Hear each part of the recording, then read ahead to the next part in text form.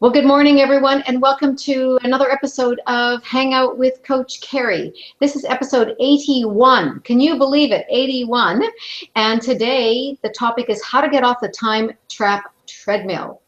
And I suspect that you're watching this episode because you are an entrepreneur, maybe even a solo entrepreneur, and you struggle with time management, and you kind of have a sense that maybe you might be struggling with the time trap treadmill. Well, then please stay tuned to the very end of this episode, because we're going to give you some really practical examples and ways in which you can improve your time management and get off that treadmill so you feel under control. So today I have one of my VIP panelists on to help me with this particular episode. Her name is Grace Gary. Grace, why don't you take yourself off mute and tell everyone about yourself?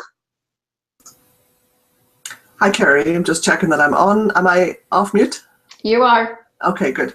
So I'm Grace Gary. My business is Graceful Solutions, and I'm a counselor. And I help women, some men, but mainly women, who get stuck on something. They're usually women who give a lot to others, very wise, but they have trouble sort of reaching somewhere that they want themselves. It could be a difficult relationship. It could be weight loss. And I help them get past that so they can achieve the results that they want. So my website is gracefulsolutions.ca. Great, excellent. And just to remind everybody, that's gracefulsolutions.ca. So thanks, Grace, for being on today, because it's always great when I have a VIP panelist like yourself who asks me some great questions and makes this even a more interesting episode for everyone. So I talked about the time trap treadmill at the beginning of this episode, and that, you know, I gave them a clue. It had to do with some time management. But Grace, what's your first question for me when you heard this particular topic? Well, Kerry, this is a topic of great interest to me, because my to-do list always seems way longer than the time available to do it. So maybe you could, what is the time trap? If you could explain that, that would be helpful. Sure. Well, the time trap treadmill is, you know, imagine yourself, well, I think most of us have all seen that little white mouse running around and around and around and around and around and around on that sort of circle going around and around. And that's really what I'm alluding to here, is that you're on a treadmill and you can't get off it. You're trapped there. And you know, every day kind of looks the same, with everything sort of jam-packed in it. That list gets longer, it never gets shorter. Your feeling of accomplishment, your feeling of momentum in your business really isn't there, because you're always feeling burdened by this long list of things that need to get done. And hey, I understand that, you know, the majority of people watching this are often moms with families that they're running as well, may have another job, and they have a business that they're passionate about, that they want to grow, and they're doing it on the side. Or it could be someone who's, you know, already got an existing business and looking to expand into a new area of their business, and that requires another set of, you know, another set of eyes, another, you know, really sort of shift almost in focus. And so often we're so busy in our business that we have a difficult time maybe working on our business or on these new initiatives. So it can be this whole spectrum. But bottom line is, you're on a treadmill, you're stuck there, you're trapped there, and you feel like that little mouse sort of going over and over and over and over and over again, you know, the feet just continually going and not being able to stop. Is that, can you identify with that, Grace? I certainly can, Kerry. I guess the question is, how do I know that I'm on it and not just that I have a lot to do? Right. Okay. Well, some really good clues as to whether you're on it is if you find yourself pretty consistently, day after day after day, feeling a bit overwhelmed with all the things that you've got on your plate. That you look at the list of things and it's growing bigger versus getting, you know, smaller. That there's things that you know are really important that you need to get done, and they aren't getting done. You know, that you're exhausted, that you wake up in the morning and you don't sort of spring out of bed ready to get into your day. It's that, oh no, you know, that never-ending list of things that I have to get done. So there's a bit of a feeling of being burdened, being overwhelmed, being kind of stuck in a rut.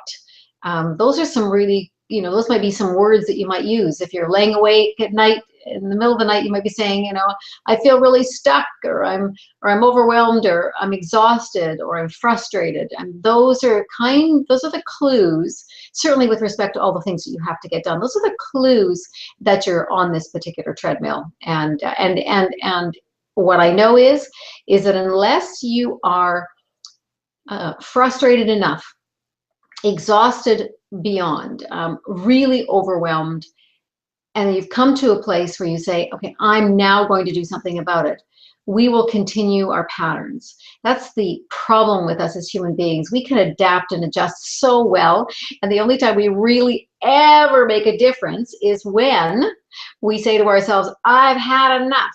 It's like we only go to the doctor when we're in pain. Well, maybe we should go to, obviously, for our annual checkup. But, you know, we'll be in between those times, we only really go when we're in pain. So really, what we have to be is seeking pain relief. We have to say, I know more. This is not working for me. And it requires taking off those rose-colored glasses, those glasses that justify, that let you off the hook, and, oh, it's really not that bad, or whatever it is, and saying, okay, enough's enough. I need to do something different here. And that's when you'll want to do something to get off that treadmill and stop doing what you've been continuing doing. Does that get a clear picture for you, Grace?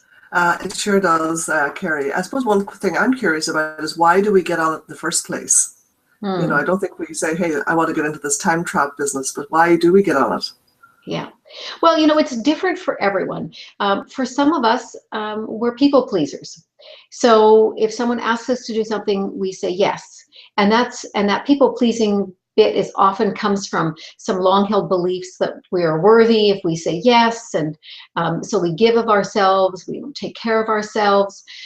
Certainly, certain behavioral styles are more inclined to, because they're givers. They tend to be caregivers. They take care of everyone else versus taking care of themselves. So there's, you know, a number of reasons why people get on it, from a underlying belief standpoint, and ultimately in the end, I mean, Grace, you know, with the work that you do, that's where you explore with your clients. You know, why people give too much of themselves, don't take care of themselves, why they're overweight, or why they keep repeating bad relationships over and over again. You have to get to the root of what's going on underneath it. And it's really no different in terms of our behavior in business. So that's obviously work that people have to do, and it's not really the topic for this particular episode. What I want to talk about is more some practical things that if you've come to a place where you've said enough is enough, I'm totally aware of where my patterns are. I know I get triggered in, you know, not feeling good enough, so I do more, you know, whatever it happens to be. And then we just keep piling more and more and more and more on. The other thing too is that it's so easy for us to justify. You know, my husband often says, a person's got to justify, or they might as well go out and shoot themselves. Now, I know that, you know, I'm not advocating people go and shoot themselves, but it's a really good way of really understanding that we justify every single thing that we do. So one of the pieces here is to catch yourself justifying. Oh, well, this is a good reason why I'm doing this, or this is a good reason why I said yes to this, or this is a good reason why I'm saying good to that. So that's part of it, is understanding that we start to justify, and then we pile on more and more and more and more and more. Also is that we justify adding things to our calendar that really, in this moment, are not mission critical. And one of the key pieces of ways to get off of it is to really start evaluating what is mission critical and what's not. You see, if any shiny thing catches your attention and you add it to that to-do list, as we're going to call it, I like to call it an action list, and I'll talk about a little bit more about that in a moment. But when we're continually adding things on without a level of discernment, then it's really easy to get caught up in it, because, well, the world hasn't stopped. There's always going to be new things to add on it, and new things to add on it, and new things to add on it. So what we have to do is develop that ability to discern. Oh, am I rationalizing this? Am I justifying why I'm doing this because of X, Y, Z? Or is this really mission critical to my business? The other piece is also being able to discern what's most important at this very moment in time. Something that it has a due date of 4 weeks away to be totally complete doesn't take precedent over something that you've committed to tomorrow.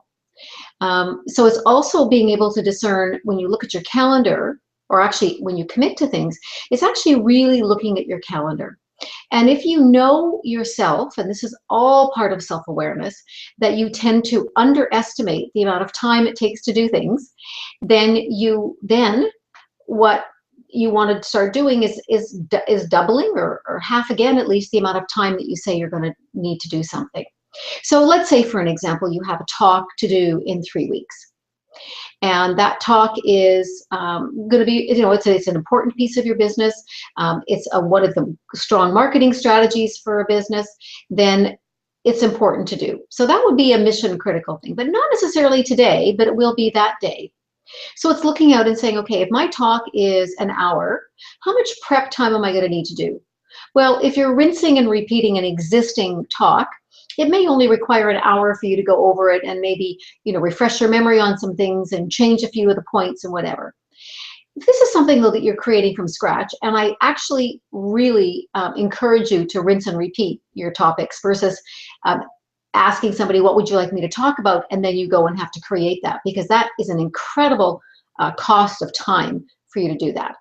So, but let's say you are creating something from scratch, because this is a new avenue, a new direction you're going in your business. Well, for every hour that you're going to speak, how many hours does it take you to do that research and to put it all together? Is it 3 times the amount, so 3 hours? Is it 6 times? Is it 9 times? Is it 10 times? So you really want to get a sense of how long it takes you to be able to accomplish things. And then what you want to do is you want to project manage that. So that's another skill that has to be developed. Managing time is a skill.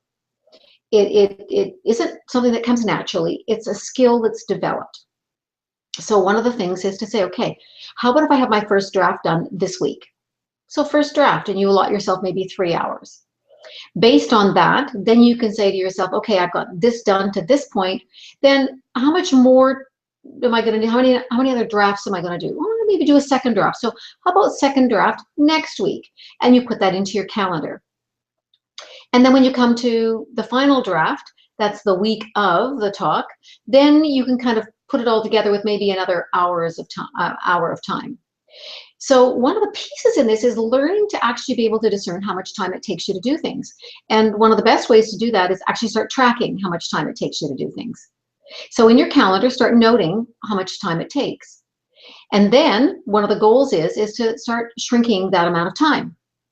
It's no different than if you look at what your expenses are in your business. And if you're spending X amount of money and you want to have more money at the bottom, which is your profit, one of the ways to do it is to actually cut your expenses. So the same thing with time. If you want to have more time at the end, then what do you have to do? Well, you actually have to cut the amount of time you spend doing something. So this is all part of awareness, that when we're on automatic pilot, we're not aware, we're not in control, and we get pulled all in different directions. So that's one of the ways, and I know I've probably got into some solutions already, but you have to develop that ability to discern what are your triggers, discern what's important to work on at this time, discern how much time it's going to take you to do something, so then you can turn around and plan for that accordingly. So those are all the tips, but was that helpful for you, Grace? Yes, it's very helpful, Kerry. But I'm wondering, if you're in the middle of too much to do and where the hell do I start, where would you start with doing things differently so that you get into those better habits? Right. Well, the first thing is, I always say, look at that to-do list and cull it, because there are things on there that we've agreed to do that was a nice idea at some time. When I first started in the coaching business over 18 years ago, I worked with a coach at the time, and one of the things that she challenged us to do, because in order to manage our time, we have to also take care of ourselves. And so one of the first places we looked at, the other way around, we need to take care of ourselves because then we're better able to manage our time, was we had to get rid of 50% of the things on our calendar. Well, you should have heard this collective on the phone when we all heard that. But the reason is because what happens is we tend to pile on and pile on and pile on without discerning at all. And that's going to be probably the theme of this particular episode, is discernment. But it's being able to really say, is this something right now, given everything on my plate, is this the best use of my time? How does this fit strategically into my business? There's all of these things.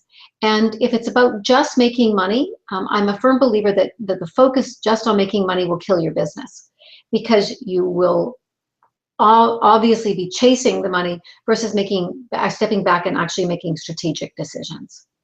So did that answer your question, Grace? Yes, I think so. Okay. But, Well, okay, yes, go ahead and ask another that would be related to that. Yeah, well, a lot of what you're saying, of course, is really relevant, and I certainly understand it myself as a bit of a procrastinator and a perfectionist. Those patterns don't necessarily help me in my time management. Well, your question was about, how do you get off it, basically? Yeah, how do you get off it? Yeah. So really, what that is about looking at your calendar and culling it. Yes, so that's really, right. Yeah. really going in with some broad strokes and really saying, okay, so you've got a family dinner coming up, and you're always the one who seems to host the dinner, and that just adds on already to the already full plate and everything else. Well, how about at this time you ask someone else to do it, and if no one else is willing to do it, then everybody goes out for dinner. We get into these obligations, and there's a certain point where you have to start taking care of yourself and saying, I'm not going to raise my hand on that one. I know for me, there were times whenever I'm at a function or event and part of an organization, I often have to sit on my hands. And sit on my hands, I say that because when they're looking for somebody to volunteer to do something, it's really easy. My hand will go up. And the fact of the matter is that doesn't serve me or the organization, because at the end of the day, I'm not doing it out of joy and pleasure. I'm not doing it with lots of ease and my best skill and ability, because I would be rushed, I'd be frantic, I'd be late, there'd be a lot of sighing, all of that. So I learned, sit on my hands and wait for somebody else to do it. Because, so go ahead. I was going to say, what role do you see in sort of taking a little break, like a little retreat, and or talking to someone else who can, you can talk things out with? Because of course, for both you and I, you as a coach and me as a counselor, people look to someone like us to help them clarify where are they, what do they need to do.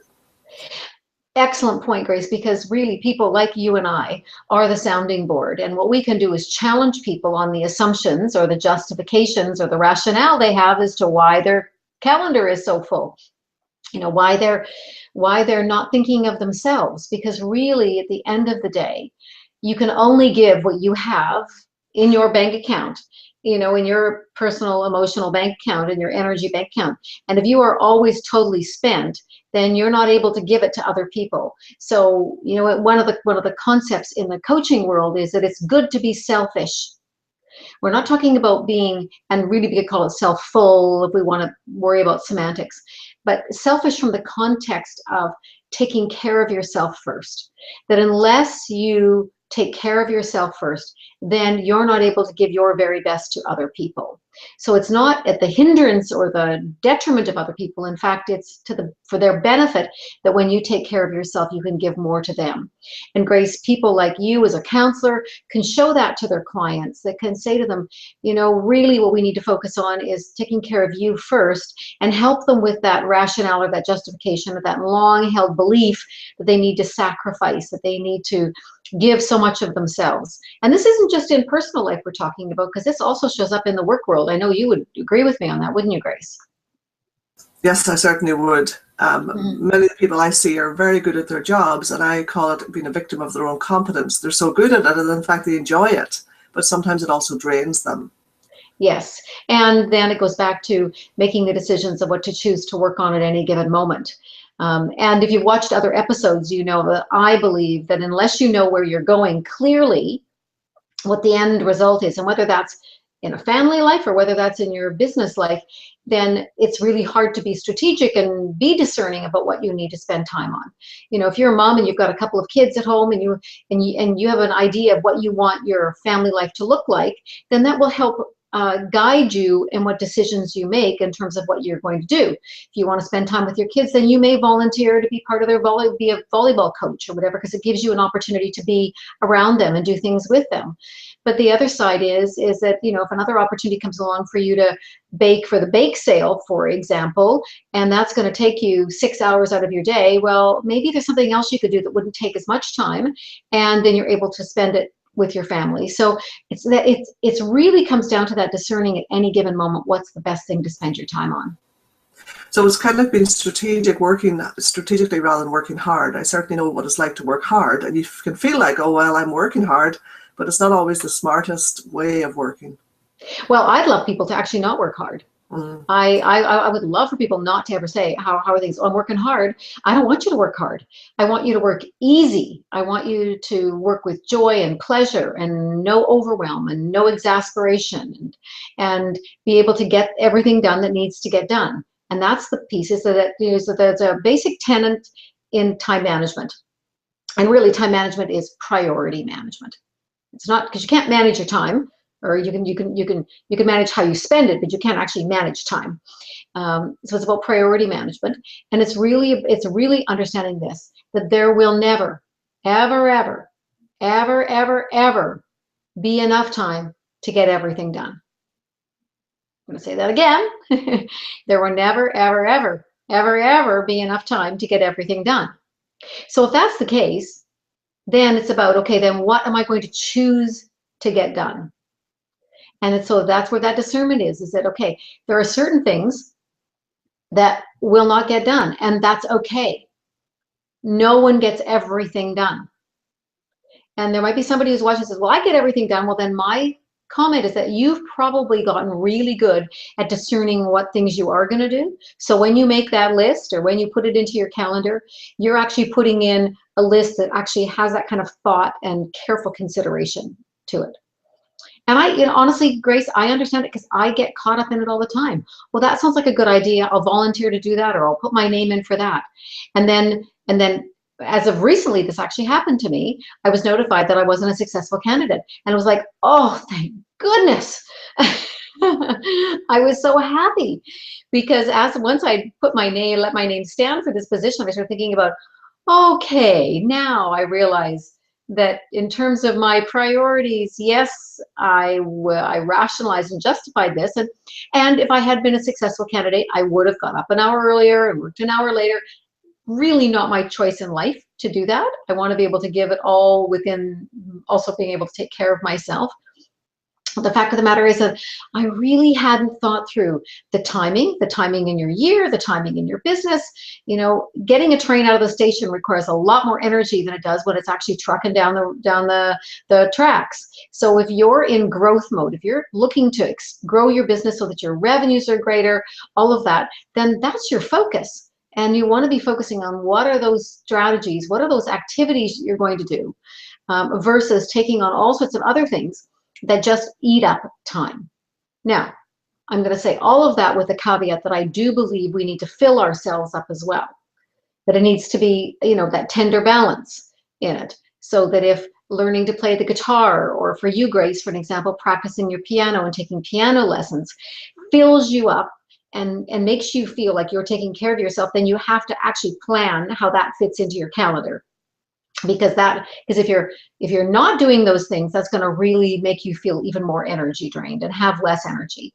So it's got to be this. And I'm hesitant to use the word balance, because in today's society, what we've talked about is balance as if it should be like this, an even scale.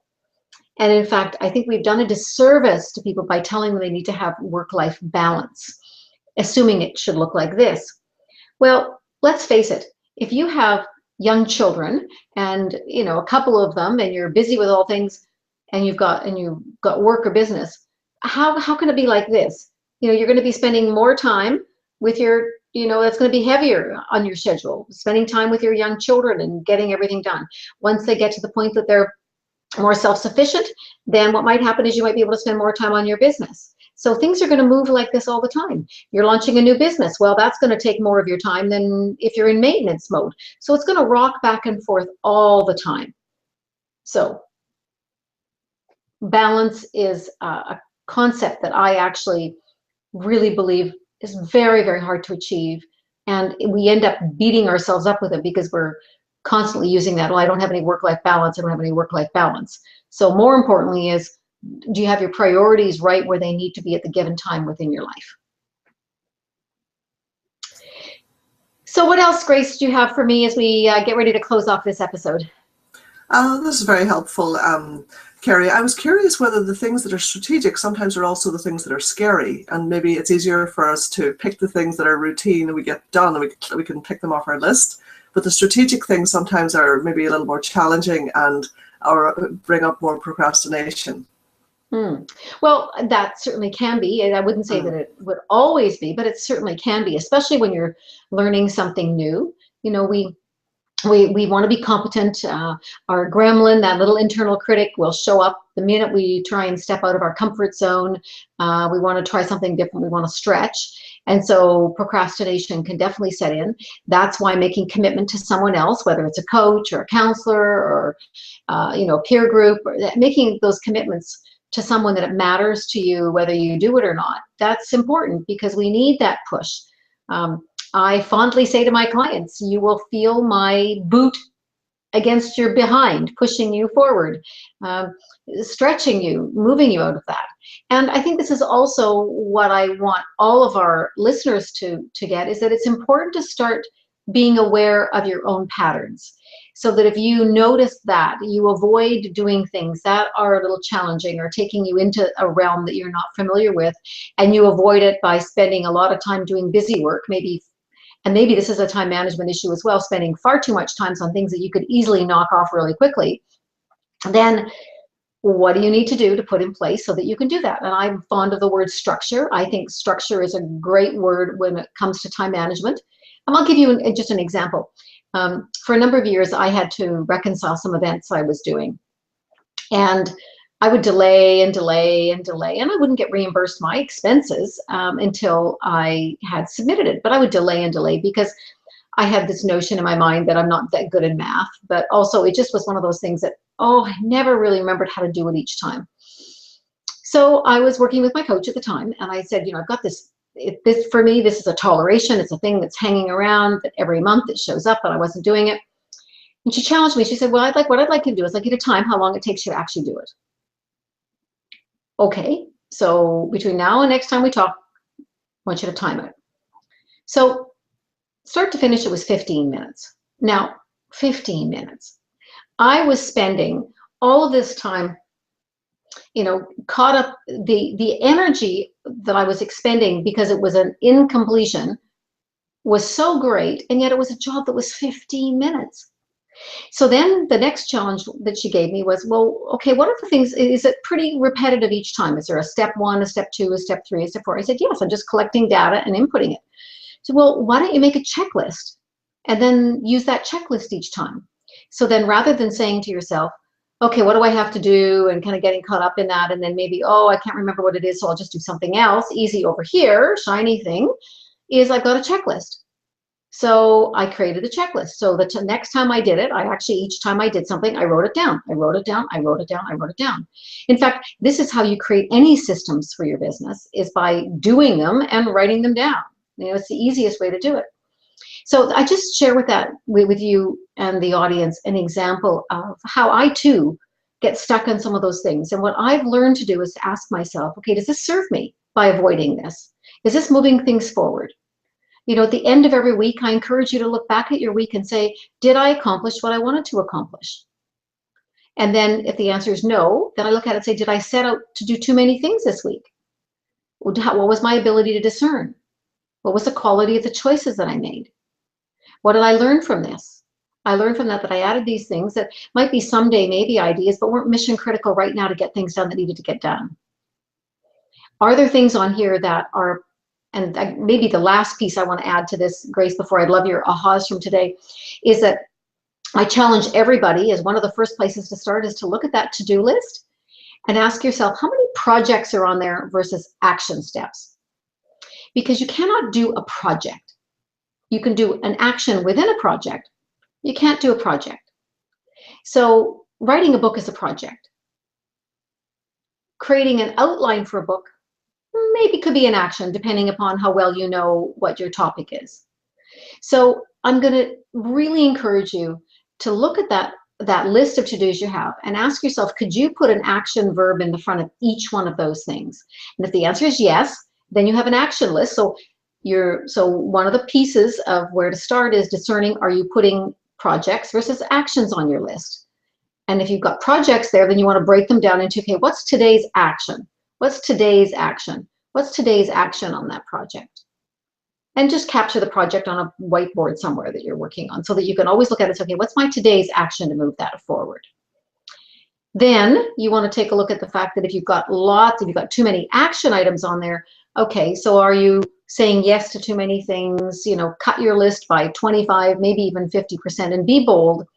And then I believe you will, because that'll be a structure, then you will be able to be less overwhelmed, be less frustrated, sleep better, all of those kinds of things that come with getting off the time trap treadmill. So Grace, give me your thoughts on this episode today. Well, maybe your clear takeaways. Well, it's certainly very packed with lots of good stuff. I mean, one thing for me is when I look through my list is to sort of see that they're not all of equal value. Some of them are easier to do, but some of them are weightier. Not only they need to be broken down, as you say, if it's a project maybe that needs to be broken down into tasks, but that some projects are more important than others. Some projects have a much more long-term value than something else. So it's kind of realizing that being more discerning as to where, if I put my time in here, will bring me more benefits than just ticking off the task that I've done. Making sure that the things I've said yes to really are in alignment with my goals. Taking things off that maybe don't need to be done, that could delegate. And being accountable to someone. So, oh yeah, I said I would do this. Okay, now I have to tell that person, did I do it or not? Or even tell myself, as you say at the end of the week, what did I set out to do and did I do it and why did I accomplish it or not? There were some of the things that I got from it. Great, excellent. Well, it sounds like you've got some good things to start your week off. And that's why Monday mornings is a great time to watch these episodes, is because it kind of sets your intention for the week. So I guess, Grace, for you, I would challenge you this week to sort of rise above all of the stuff that's going on and really kind of take a look and be more discerning about what you are spending your time on, and maybe do some culling of that list and really becoming more intentional about how you're spending your time. Thanks, Kerry. You're welcome. So for those of you who watch this, I have a webinar that's coming up that if you'd like to find out about it, make sure you go to my website, HangOutWithCoachKerry.com, KERRY.com. Grab my book that's there, How to Get Overwhelmed and Accelerate Your Results Now. And then you will be updated when I've got my upcoming webinar on this particular topic. You're going to learn a lot more. We're going to do a much deeper dive into it. So please do come and hang out with me and check out all the other videos that I have on my website as well. So until next time, everyone, be inspired, have an inspired week, and all the best. Till next time. Thanks, Grace. Thanks, Kerry. Okay, and just a reminder, everybody, if you want to connect with Grace, you can go to Grace. You can get a hold of Grace Gary at gracefulsolutions.ca. Talk to you soon. Bye-bye, everybody.